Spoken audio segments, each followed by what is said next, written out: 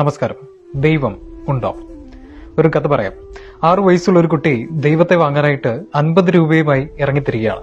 അവൻ രാവിലെ ഒരു കടയിൽ ചെന്ന് കയറി. എന്നിട്ട് കടക്കാരനോട് ചോദിച്ചു, അങ്കിൾ, ഇവിടെ ദൈവം ഉണ്ടോ? എങ്കിൽ എനിക്കൊരു ദൈവത്തെ തരുമോ? കടക്കാരൻ പൊട്ടിച്ചിരിച്ചിട്ട് ചോദിച്ചു, നിനക്കെന്താ ഭ്രാന്തായോ? ദൈവത്തെ കൊടുക്കുമെന്നോ? അവനെ കളിയാക്കി അയാൾ അവിടുന്ന് പറഞ്ഞു വിടുന്നു.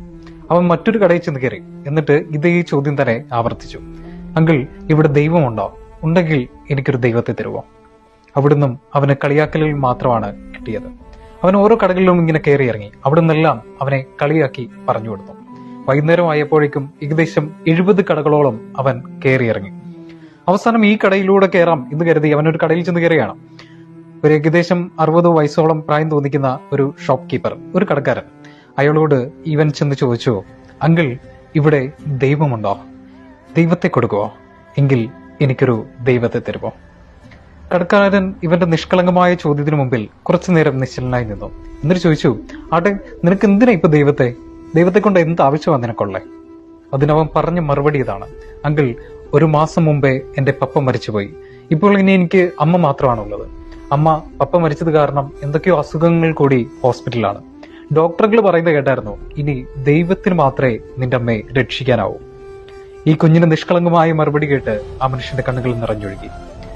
ആട്ടെ, നിന്റെ കയ്യിൽ എത്ര രൂപയുണ്ട് ദൈവത്തെ വാങ്ങാൻ? കടക്കാരൻ ചോദിച്ചു. അവൻ പറഞ്ഞു, അങ്കിൾ, എന്റെ കയ്യിൽ 50 രൂപയുണ്ട്. അത് മതിയോ ദൈവത്തെ വാങ്ങാൻ? ദൈവത്തെ വാങ്ങാൻ ഇതൊക്കെ മതി, അയാൾ മറുപടി പറഞ്ഞു. ഇയാൾക്ക് മനസ്സിലായി, ഈ ദൈവം എന്ന് പറയുന്നത് ഇവന്റെ മനസ്സിൽ എന്തോ കഴിക്കാനുള്ള സാധനമാണ്. കുറെ ദൈവത്തെ വാങ്ങി അമ്മയ്ക്ക് കഴിക്കാൻ കൊടുത്താൽ ഇവന്റെ അമ്മയുടെ അസുഖം ഭേദമാകും എന്നൊക്കെയായിരിക്കും ഇവൻ ചിന്തിച്ചിരിക്കുന്നതെന്ന് കടക്കാരന് മനസ്സിലായി.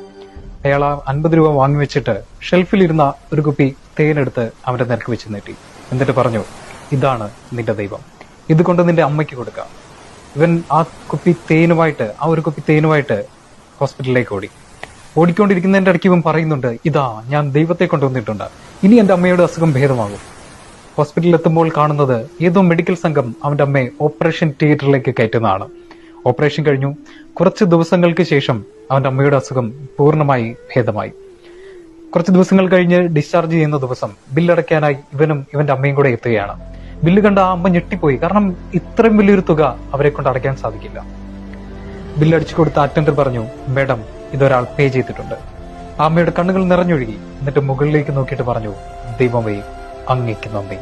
ആ കുഞ്ഞിക്കണ്ണുകൾ ഉയർത്തി അവനും പറഞ്ഞു, ദൈവമേ, അങ്ങേക്ക് നന്ദി. അവര് ചോദിച്ചു, സർ, ഇത് ആരാണ് ഈ ബില്ലടച്ചത്? ദൂരേക്ക് നടന്നു പോകുന്ന ഒരു മനുഷ്യനെ ചൂണ്ടിക്കാണിച്ചിട്ട് അയാൾ പറഞ്ഞു, അതാ അയാളാണ്. ആ നടന്നു പോകുന്ന മനുഷ്യനെ പിന്നിൽ നിന്ന് വിളിച്ചു. തിരിഞ്ഞു നോക്കിയപ്പോൾ അത് ആ ഷോപ്പ് കീപ്പർ ആയിരുന്നു, ആ കടക്കാരനായിരുന്നു. ആ അമ്മയും മകനും ഓടി അയാളുടെ അടുത്ത് ചെന്നു.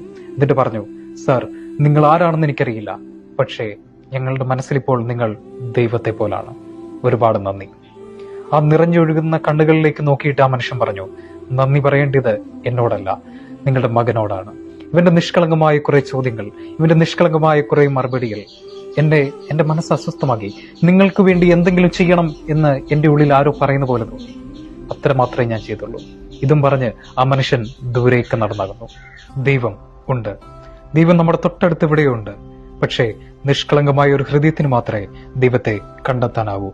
നിഷ്കളങ്കമായ ഒരു ഹൃദയത്തിന് മാത്രമേ ദൈവത്തെ വാങ്ങാനാവൂ. നിഷ്കളങ്കമായ ഒരു ഹൃദയത്തിനോടൊപ്പം മാത്രമേ ദൈവം നിൽക്കുകയുള്ളൂ. നമ്മുടെ ജീവിതത്തിൽ പ്രശ്നങ്ങൾ വരുമ്പോൾ, പ്രതിസന്ധികൾ വരുമ്പോൾ, സങ്കടങ്ങൾ വരുമ്പോൾ നമ്മൾ ചോദിക്കുന്ന ഒരു ചോദ്യമാണ്, ദൈവമേ, എന്തുകൊണ്ട് എന്റെ ജീവിതത്തിൽ ഇങ്ങനെ? എനിക്ക് മാത്രം എന്തുകൊണ്ടാണ് ഇങ്ങനെ സംഭവിക്കുന്നത്? ദൈവമുണ്ടോ? ഉണ്ടായിരുന്നെങ്കിൽ എന്റെ ജീവിതത്തിൽ ഇങ്ങനെയൊന്നും സംഭവിക്കില്ലായിരുന്നല്ലോ. ഇങ്ങനെയൊക്കെ ചിന്തിക്കുമ്പോഴും കണ്ണുകൾ അടച്ചിട്ട് ഒന്ന് ചിന്തിച്ചു നോക്കുക. നിങ്ങൾക്കുണ്ടായിരുന്ന നിഷ്കളങ്കത എവിടെയെങ്കിലും നഷ്ടപ്പെട്ടു പോയിട്ടുണ്ടോ? നിങ്ങൾ കുട്ടിയായിരുന്നപ്പോൾ ഉണ്ടായിരുന്ന നിങ്ങളുടെ നിഷ്കളങ്കത എവിടെയെങ്കിലും വെച്ച് നിങ്ങൾ മറന്നു പോയിട്ടുണ്ടോ?